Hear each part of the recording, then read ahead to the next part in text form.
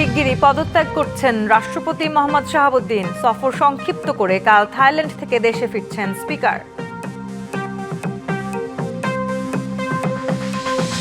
গাজী নজরুলের এমপি পদ বাতিল চেয়ে জামায়াতের চিঠি, শুধু দলের বহিষ্কারের সিদ্ধান্ত নেওয়ার সুযোগ নেই জানালো ইসি। তারেক রহমানকে দিল্লিতে ব্রিক্স সম্মেলনে নরেন্দ্র মোদীর আমন্ত্রণ। দক্ষিণ এশিয়ায় স্থিতিশীলতা আশা করে বাংলাদেশ।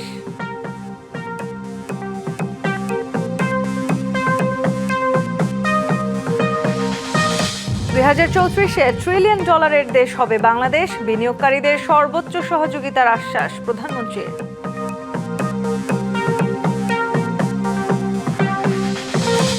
রাজধানীতে তীব্র গ্যাস সংকট, ফিলিং স্টেশনে লম্বা লাইন, চালকদের আয়ে টান, যান চলাচল কমায় যাত্রীদের দুর্ভোগ।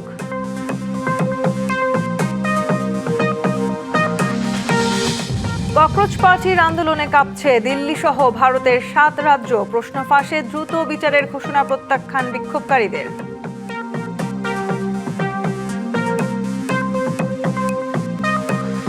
গুঞ্জন ও নাটকীয়তার পর অবশেষে পদত্যাগের সিদ্ধান্ত নিয়েছেন রাষ্ট্রপতি মোহাম্মদ শাহাবুদ্দিন।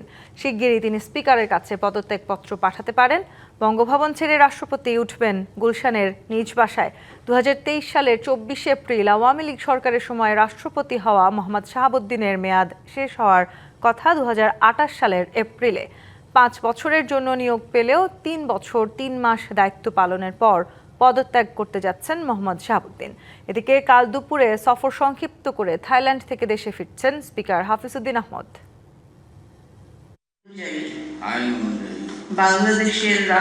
আওয়ামী লীগের মনোনয়নে বিনা প্রতিদ্বন্দ্বিতায় 5 বছরের জন্য রাষ্ট্রপতি নির্বাচিত হন দুর্নীতি দমন কমিশনের সাবেক কমিশনার মোহাম্মদ শাহাবুদ্দিন। 2023 সালের 24 এপ্রিল দেশের 22তম রাষ্ট্রপতি হিসেবে দায়িত্ব পালন শুরু করেন।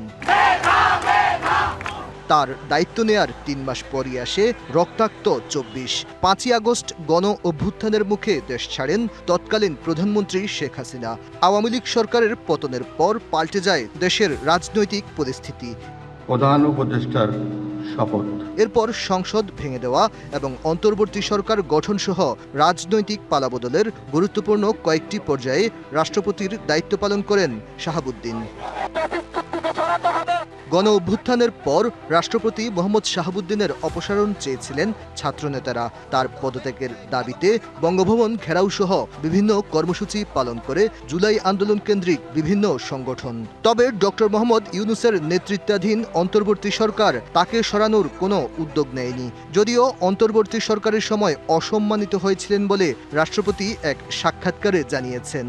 আমি আইন অনুযায়ী 2026-এর 12 ফেব্রুয়ারি জাতীয় নির্বাচনের মধ্য দিয়ে ক্ষমতায় আসে তারেক রহমানের নেতৃত্বাধীন বিএনপি সরকার। মোহাম্মদ শাহাবুদ্দিন আওয়ামী লীগের আমলে দলটির মনোনয়নে রাষ্ট্রপতি নির্বাচিত হলেও সরকার গঠনের পর বিএনপি তাকে সরানোর পথে যায়নি। সরকার পরিবর্তনের পর থেকেই রাষ্ট্রপতির ভবিষ্যৎ নিয়ে রাজনৈতিক অঙ্গনে নানা আলোচনা ছিল। তবে সরকার বা বিএনপি থেকে প্রকাশ্যে কখনো তার পদত্যাগের দাবি ওঠেনি। বুধবার গুঞ্জন উঠে রাষ্ট্রপতির পদত্যাগের বিষয়ের। বৃহস্পতিবার সচিবালয়ে সাংবাদিকদের স্বরাষ্ট্রমন্ত্রী জানান, পদত্যাগ রাষ্ট্রপতির নিজস্ব বিষয়। যদি মহামান্য রাষ্ট্রপতি স্বাস্থ্যগত কারণে হোক, যে কোনো কারণে পদত্যাগ করতে চান, সেই অপশন তো ওনার আছে। এখানে সরকারের পক্ষ থেকে কিছু বলা হয়নি। নির্বাচন কমিশন জানায়, পদত্যাগ করলে সংবিধান অনুযায়ী 3 মাসের মধ্যে রাষ্ট্রপতি নির্বাচনের বিধান রয়েছে। রাষ্ট্রপতির পদ যদি খালি হয় কোনো কারণে, সেটা পদত্যাগের মাধ্যমে হোক বা অন্যভাবেই হোক, তাহলে নির্বাচন কমিশন আইন অনুযায়ী পরবর্তী 90 দিনের মধ্যে নির্বাচনের ব্যবস্থা করবে। বঙ্গভবন সূত্র জানিয়েছে, যে কোনো সময় স্পিকারের উদ্দেশ্যে পদত্যাগপত্র পাঠাবেন রাষ্ট্রপতি মোহাম্মদ শাহাবুদ্দিন। সংবিধানের 50-এর 3 অনুচ্ছেদ অনুযায়ী রাষ্ট্রপতি স্পিকারের উদ্দেশ্যে স্বাক্ষরযুক্ত পত্রের মাধ্যমে পদত্যাগ করতে পারেন। আর 54 অনুচ্ছেদে বলা হয়েছে, রাষ্ট্রপতির পদ শূন্য হলে কিংবা অনুপস্থিতি, অসুস্থতা বা অন্য কোনো কারণে তিনি দায়িত্ব পালনে অসমর্থ হলে নতুন রাষ্ট্রপতি নির্বাচন না হওয়া পর্যন্ত দায়িত্ব পালন করবেন স্পিকার। দেশের 22তম রাষ্ট্রপতি মোহাম্মদ শাহাবুদ্দিনের পদত্যাগের সিদ্ধান্তের পর এখন রাজনৈতিক মহলে আলোচনা শুরু হয়েছে কে হচ্ছেন 23তম রাষ্ট্রপতি। Aditya Arafat, DBC news, Dhaka. পদত্যাগের সিদ্ধান্ত নিয়েছেন রাষ্ট্রপতি মোহাম্মদ শাহাবুদ্দিন। শিগগিরই তিনি স্পিকারের কাছে পদত্যাগপত্র পাঠাতে পারেন। এদিকে থাইল্যান্ড থেকে কাল দুপুরে দেশে ফিরছেন স্পিকার। এসব নিয়ে আরও তথ্য জানাতে বঙ্গভবনের সামনে থেকে যুক্ত হচ্ছেন সহকর্মী শুভ খান। শুভ, রাষ্ট্রপতির পদত্যাগের খবরের পর থেকে আসলে গুঞ্জন শুরু হচ্ছে বা আসলে সবাই জানতে আগ্রহী হচ্ছেন যে কে হতে যাচ্ছেন বাংলাদেশের পরবর্তী রাষ্ট্রপতি। সবকিছু মিলে একটু আপনার কাছে জানতে চাই, এখন আসলে রাষ্ট্রপতির এই যে পদত্যাগ সে বিষয়ে আপনার কাছে সবশেষ কী তথ্য আছে? জি, আসলে তন্নি, আপনি যেমনটি বলছিলেন, বর্তমান যিনি বাংলাদেশের রাষ্ট্রপতির দায়িত্ব পালন করছেন তিনি কিন্তু দেশের 22তম রাষ্ট্রপতি এবং 24-এ আওয়ামী লীগের নির্বাচনের পরেই কিন্তু তিনি আসলে রাষ্ট্রপতির দায়িত্ব পালন শুরু করেন। মাত্র 3 মাস পরেই কিন্তু আসলে ছাত্রদের আন্দোলনের মুখে আওয়ামী লীগ সরকার সরে যায় এবং দেশ ছেড়ে চলে যান তৎকালীন প্রধানমন্ত্রী। তারপর থেকে কিন্তু আসলে ছাত্র জনতার তোপের মুখে অনেকবার পড়েছেন আসলে বর্তমান যিনি রাষ্ট্রপতি রয়েছেন। তারপরেও কিন্তু তিনি ইউনূস সরকার দেখেছেন এবং নতুন রাজনৈতিক দল, নতুন সরকার বিএনপি সরকারও কিন্তু নির্বাচন শেষ হয়েছে বেশ কয়েক মাস হয়ে গেছে। আসলে এ পর্যন্ত কিন্তু রাষ্ট্রপতি পরিবর্তন করা বা এ নিয়ে কিন্তু কোনো সরকার দলের কোনো মাথা ব্যথা ছিল না। এবং যে খবরটি গতকাল থেকে আসলে সোশ্যাল মিডিয়াতে আসার পর থেকে কিন্তু রাষ্ট্রপতির যে পদত্যাগের গুঞ্জন সেটি কিন্তু আসলে একদমই সোশ্যাল মিডিয়াতে ভেসে বেড়াচ্ছে এবং এক পর্যায়ে কিন্তু একদম সরকার থেকেই নড়ে চড়ে বসেছে। যদিও এখন পর্যন্ত সরকারের থেকে এবং ক্ষমতাসীন দল বিএনপি থেকে কিন্তু পরবর্তী রাষ্ট্রপতি কাকে বানানো হবে এ বিষয়ে কিন্তু কোনো তথ্য বা কোনো খবর কিন্তু মিডিয়াতে প্রকাশ করা হয়নি। তবে সামাজিক মাধ্যম ব্যবহারকারীরা কিন্তু এক এক সময় এক একজনের ছবি দিয়ে আসলে বিভিন্ন ধরনের মন্তব্য করছেন। যদিও আপনি জানেন যে আসলে রাষ্ট্রপতির যদি ক্ষমতার পদত্যাগ করতে হয় তার যে লিখিত যে আবেদনটি জমা দেবেন সেটি কিন্তু আসলে স্পিকার বরাবর দিতে হয়। এই মুহূর্তে কিন্তু যিনি বাংলাদেশের স্পিকার রয়েছেন তিনি কিন্তু আসলে বাংলাদেশে নেই। তিনি কিন্তু তার শারীরিক চিকিৎসার জন্য গত 19 তারিখে কিন্তু থাইল্যান্ডে গিয়েছেন এবং এই রাষ্ট্রপতির পদত্যাগের গুঞ্জন শুনে কিন্তু আগামীকালকেই তিনি বাংলাদেশে আসার কথা রয়েছেন। আগামীকালকে তিনি বাংলাদেশে আসার পরে আসলে বোঝা যাবে যে রাষ্ট্রপতি পদত্যাগপত্র জমা দিয়েছেন কিনা। এবং এই মুহূর্তে বঙ্গভবনের সামনে একদম শুনশান নিরাপত্তা, কোনো আইনশৃঙ্খলা বাহিনী তেমন কোনো নজির নেই এবং একদম শুনশান নিরাপত্তা যেভাবে থাকার কথা সেভাবেই রয়েছে আসলে। তো এই ছিল বঙ্গভবনের সামনে থেকে। ধন্যবাদ শুভ আপনাকে। সাতক্ষীরা 4 আসনের সংসদ সদস্য গাজী নজরুল ইসলামকে দল থেকে বহিষ্কারের বিষয়টি জানাতে নির্বাচন কমিশনের কাছে চিঠি দিয়েছে জামায়াত ইসলামী। বিকেলে দলের সেক্রেটারি জেনারেল মিয়া গোলাম পরওয়ার সিইসিকে চিঠিটি পাঠান। চিঠিতে জানানো হয় নৈতিক স্খলনের অভিযোগ প্রমাণিত হওয়ায় গাজী নজরুল ইসলামকে দল থেকে বহিষ্কার করা হয়েছে। এ বিষয়ে ইসিকে প্রয়োজনীয় ব্যবস্থা নেওয়ারও আহ্বান জানায় জামায়াত। এদিকে নির্বাচন কমিশন জানিয়েছে শুধু দলের বহিষ্কারের ভিত্তিতে সংসদ সদস্য গাজী নজরুল ইসলামের ব্যাপারে সিদ্ধান্ত নেওয়ার সুযোগ নেই। সংসদ থেকে চিঠি পেলে বিচার বিশ্লেষণ করে সিদ্ধান্ত নেবে নির্বাচন কমিশন। দুপুরে রাজধানীর আগারগাঁওয়ে নির্বাচন ভবনে ব্রিফিংয়ে একথা জানিয়েছেন কমিশনার আব্দুর রহমানেল মাসুদ। এ সময় সরকারের সঙ্গে কমিশনের কোনো দূরত্ব নেই জানিয়ে আব্দুর রহমানেল মাসুদ বলেন, অক্টোবরকে হাতে রেখে স্থানীয় সরকার নির্বাচনের প্রস্তুতি নেওয়া হচ্ছে। আবহাওয়া, সরকারি পরীক্ষা সহ নানা গুরুত্বপূর্ণ বিষয় বিবেচনা করেই ভোটের তারিখ দেওয়া হবে। জামাতের চিঠির ভিত্তিতেই এ ব্যাপারে ওই সংশ্লিষ্ট এমপি বিরুদ্ধে বিশেষ ব্যবস্থা নেওয়ার সুযোগ পাওয়া। পার্লামেন্ট থেকে যদি এটাকে ইলেকশন কমিশনের কাছে রেফার করি তখন ইলেকশন কমিশনার এখানে যথাযথ সাক্ষ্য বা তদন্তপূর্ব তার সিদ্ধান্ত জানাবে। নৈতিক স্খলনের দায়ে দল থেকে বহিষ্কৃত জামায়াত নেতা গাজী নজরুল ইসলামের সংসদ সদস্য পদ থাকবে কি থাকবে না তা নিয়ে নানা আলোচনা রাজনৈতিক অঙ্গনে। সাতক্ষীরা 4 আসনের এই এমপিকে দল বহিষ্কার করলেও তার পদ নিয়ে বিতর্কের সৃষ্টি হয়। বহিষ্কারের পরিপ্রেক্ষিতে এমপি পদ শূন্য হওয়ার বিধান সংবিধানে না থাকলেও দলীয় সিদ্ধান্তে তা সম্ভব বলে মনে করেন বিশেষজ্ঞরা। বাংলাদেশের সংবিধানের 66, 67 ও 70 অনুচ্ছেদে সংসদ সদস্যের পদ শূন্য হওয়ার যে কারণ আছে তাতে দল থেকে বহিষ্কারকে সদস্যপদ বাতিলের কারণ হিসেবে উল্লেখ করা হয়নি। অতীতে একাধিক সংসদ সদস্য দল থেকে বহিষ্কৃত হলেও সংসদের পুরো মেয়াদ দায়িত্ব পালন করেছেন তারা। তবে আইন না থাকলেও কোনো দল চাইলে স্পিকারের কাছে বহিষ্কৃত প্রার্থীর এমপি পদ বাতিলের আবেদন করতে পারেন। বিশেষজ্ঞের মতে চাইলেই কোনো একটি পক্ষের সিদ্ধান্তে বাতিল হয় না একজন সংসদ সদস্যের পদ। যদি কোনো সাংসদ রাজনৈতিক দলের সিদ্ধান্তের বিরুদ্ধে গিয়ে ভোট দেয় সংসদে, তখনই তো শুধুমাত্র তার পদ যায়। সো রাজনৈতিক দল কাউকে বহিষ্কার করলেই তিনি সংসদ সদস্য পদ হারাবেন, এটা মনে হচ্ছে টিকছে না। তবে জাতীয় সংসদের স্পিকার চাইলে সংসদের কমিটি অব প্রিভিলেজের তদন্তের মাধ্যমে অথবা অভিযুক্ত সদস্যের বিরুদ্ধে করা মামলায় ন্যূনতম 2 বছরের সাজাপ্রাপ্ত হলে বাতিল হবে সংসদ সদস্য পদ। যদি কোনো সাংসদের বিরুদ্ধে অভিযোগ আসে তখন কমিটি অব প্রিভিলেজকে জানানো যায় এবং তারা তদন্ত করে এই ব্যাপারে ব্যবস্থা নিতে বলে, কিন্তু সরাসরি সংসদ নেয় না ব্যবস্থাটা নেয় স্পিকার এটা লিখে পাঠায় নির্বাচন কমিশনকে। নির্বাচন কমিশন তখন সিদ্ধান্ত দেয়, উভয় পক্ষের শুনানি করে সিদ্ধান্ত দেয় যে এবং তার সিদ্ধান্ত চূড়ান্ত।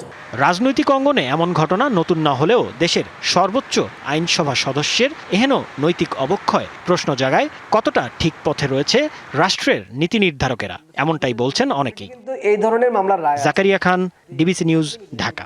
নৈতিক স্খলনের দায়ে দল থেকে বহিষ্কৃত জামায়াত নেতা গাজী নজরুল ইসলামের শাস্তি ও সংসদ সদস্য পদ থেকে পদত্যাগ দাবিতে সাতক্ষীরায় দ্বিতীয় দিনের মতো আন্দোলন চলছে।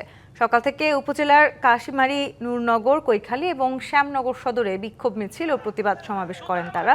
শ্যামনগর উপজেলা নির্বাচন কমিশন অফিস চত্বর থেকে বিক্ষোভ মিছিল বের করা হয়।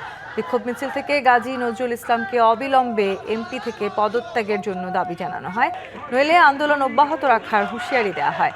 এছাড়া তার শাস্তির দাবিও উঠে আসে বিক্ষোভ মিছিল থেকে। এদিকে সকালে আরও একটি ভিডিও ফুটেজ সামাজিক যোগাযোগ মাধ্যমে ছড়িয়ে পড়েছে।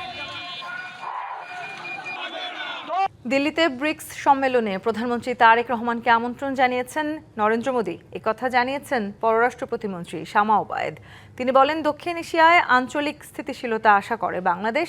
ভারতের অভ্যন্তরীণ সমস্যা ভারতই সমাধান করবে বলেও আশা করেন পররাষ্ট্র প্রতিমন্ত্রী।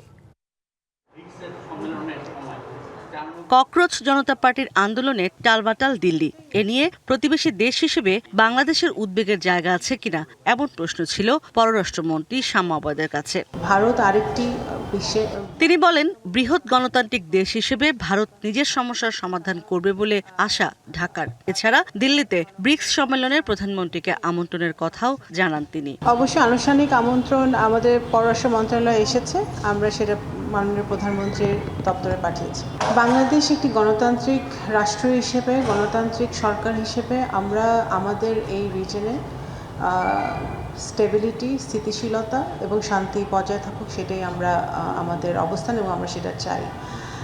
একটি গণতান্ত্রিক সরকার হিসেবে, গণতান্ত্রিক রাষ্ট্র হিসেবে আমরা আশা করব যে ভারত আরেকটি বিশ্বে বৃহত্তম একটি গণতন্ত্র, সেই গণতান্ত্রিক সরকার হিসেবে তারা তাদের জনগণের অবস্থান দেখবে এবং সমস্যা সমাধানের দিকে দ্রুত গতিতে আগাবে। সাবেক প্রধানমন্ত্রী দণ্ডপ্রাপ্ত শেখ হাসিনার সঙ্গে রাষ্ট্রপতি শাহাবুদ্দিনের ফোন কলের তথ্য পেলে পররাষ্ট্র মন্ত্রণালয় তদন্ত করবে বলেও জানান শামা ওবায়েদ।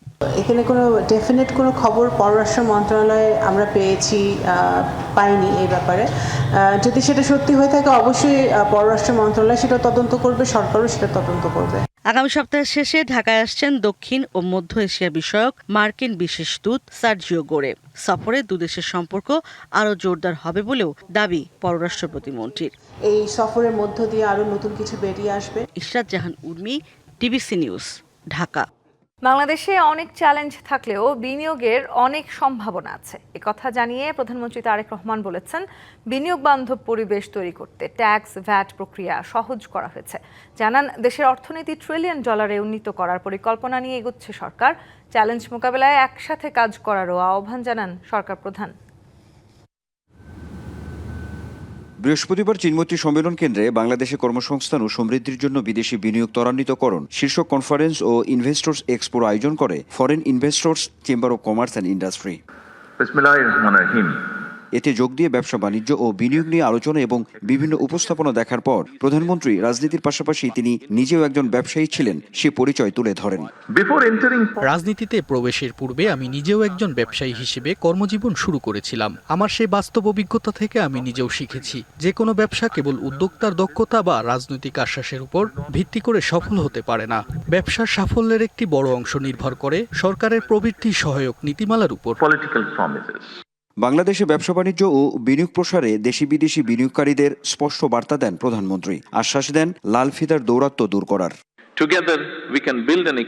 আপনারা বাংলাদেশে আসুন, নতুন উদ্যোগ নিন এবং ব্যবসার প্রসারিত করুন। প্রাতিষ্ঠানিক সহযোগিতা এবং সমউপযোগী নীতিমালার মাধ্যমে আপনার পাশে থাকবে সরকার। এটি কেবল একটি আশ্বাস নয়, আমাদের সুনির্দিষ্ট অঙ্গীকার। বাংলাদেশের সামনে কিছু চ্যালেঞ্জ আছে জানিয়ে সবাইকে সাথে নিয়ে টেকসই ও স্থায়ী সমৃদ্ধির দিকে এগিয়ে যাওয়ার প্রত্যয় জানান তারেক রহমান। আমাদের বিকাশমান বিশাল অভ্যন্তরীণ বাজার, বাংলাদেশকে একটি টেকসই ও স্থায়ী সমৃদ্ধির দিকে এগিয়ে নিতে চাই। এই রূপকল্প বাস্তবায়নে আমাদের সাথে বিশ্বস্ত অংশীদার হওয়ারও উদাত্ত আহ্বান জানাচ্ছি। 2034 সালের মধ্যে বাংলাদেশকে একটি $1 ট্রিলিয়ন অর্থনীতিতে রূপান্তর করতেও দৃঢ়প্রত্যয়ী প্রধানমন্ত্রী। কনফারেন্সে যোগ দেওয়ার আগে প্রধানমন্ত্রী ইনভেস্টর্স এক্সপো পরিদর্শন করেন এবং অংশগ্রহণকারী প্রতিষ্ঠানগুলোর প্রতিনিধিদের সঙ্গে মতবিনিময় করেন। Anwar Hossain, DBC news, Dhaka. এদেশের মানুষের মুক্তির পয়গাম হয়ে এসেছিল জুলাই। জুলাই ছিল একটা ঘূর্ণিঝড় যা ফ্যাসিবাদকে তছনছ করে দিয়েছিল, এমন মন্তব্য করেছেন জামায়াতের আমির ডাক্তার শফিকুর রহমান। জুলাই গণঅভ্যুত্থানের চেতনা, গণভোটের রায় বাস্তবায়ন ও জুলাই গণহত্যার বিচার দাবিতে ঢাকা মহানগর উত্তর জামায়াত আয়োজিত জনসভায় কথা বলেন তিনি। এ সময় জামায়াত আমির প্রশ্ন রাখেন, গণভোট অবৈধ হলে সংসদ নির্বাচন বৈধ হয় কিভাবে? বলেন, জনগণের রায়কে যারা অপমান করছে তাদের ক্ষমা করবে না ইতিহাস। তিনি বলেন, এখন যারা ক্ষমতায় আছেন তাদের দায়িত্ব জুলাই খুনের বিচার করা। জুলাই এদেশের মানুষের মুক্তির পয়গাম নিয়ে আসছে, এটা আমরা জানতাম না। সমুদ্রে যখন গুমট আবহাওয়া তৈরি হয়, তার পরবর্তী পরিণতি হচ্ছে একটা ভয়াবহ জলোচ্ছ্বাস অথবা ঘূর্ণিঝড়।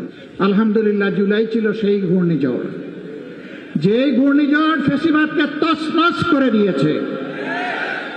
এমনকি ওদেরকে সাধু বানিয়ে বাংলাদেশেও থাকতে দেয় নাই, এখান থেকে অন্যত্র উড়িয়ে দিয়েছে।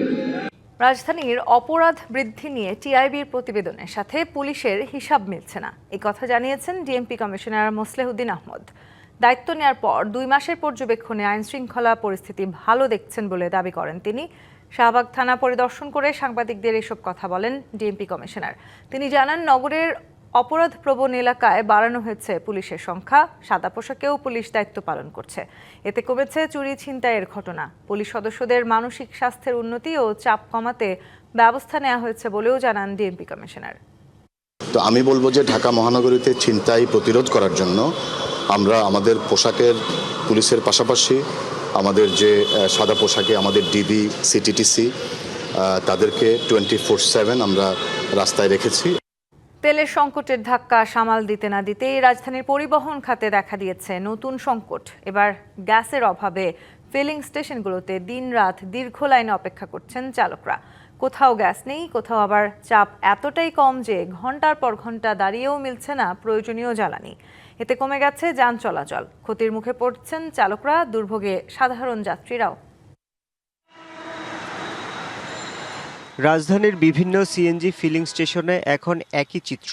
রাস্তার এক পাশ জুড়ে অটোরিকশা, ব্যক্তিগত গাড়ি ও রাইড শেয়ারিং যানবাহনের দীর্ঘ সারি। ভোর থেকে গভীর রাত, একটু গ্যাসের আশায় ঘন্টার পর ঘন্টা অপেক্ষা চালকদের। অভিযোগ, আগে যেখানে 200 থেকে 300 টাকার গ্যাস নেওয়া যেত, এখন অনেক সময় 50 থেকে 100 টাকার বেশি পাওয়াই যাচ্ছে না। আগে 200, 250, 300 টাকা লইতাম, এখন এই ইদানিং 810 দিন লইলে 60 টাকা, 70 টাকা, 100 টাকার উপরে দেয় না। গ্যাস নাই, গ্যাসের প্রেসার হলো 80, 90, 100। এইভাবে কেমনে গাড়ি চালাবো বলেন?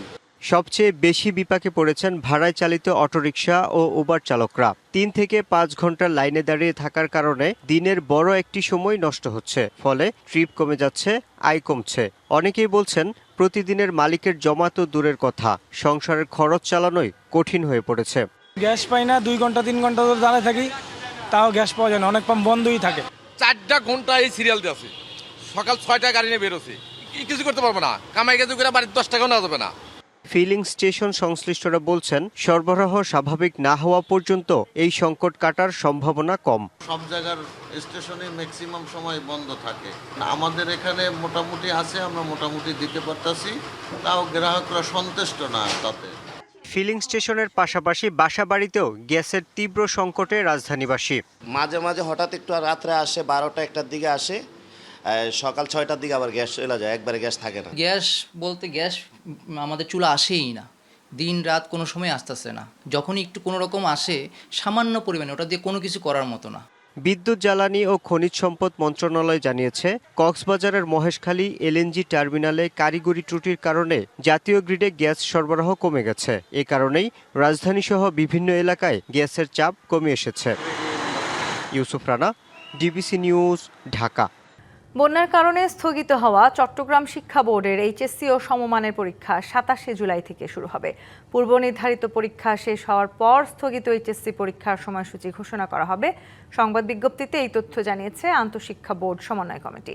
সম্প্রতি বন্যা পরিস্থিতির কারণে চট্টগ্রাম শিক্ষা বোর্ডের অধীন 5 জেলার এইচএসসি ও সমমান পরীক্ষা পরবর্তী নির্দেশ না দেওয়া পর্যন্ত স্থগিত করা হয়েছিল। বন্যায় ক্ষতিগ্রস্ত এলাকার সার্বিক পরিস্থিতি, পরীক্ষার্থীদের শারীরিক ও মানসিক অবস্থা এবং ক্ষতিগ্রস্ত রাস্তার কারণে পরীক্ষা কেন্দ্রে যাতায়াতে চরম দুর্ভোগ বিবেচনায় এই সিদ্ধান্ত নেওয়া হয়। চট্টগ্রাম বাদে বাকি জেলাগুলো হলো রাঙামাটি, খাগড়াছড়ি, বান্দরবান ও কক্সবাজার।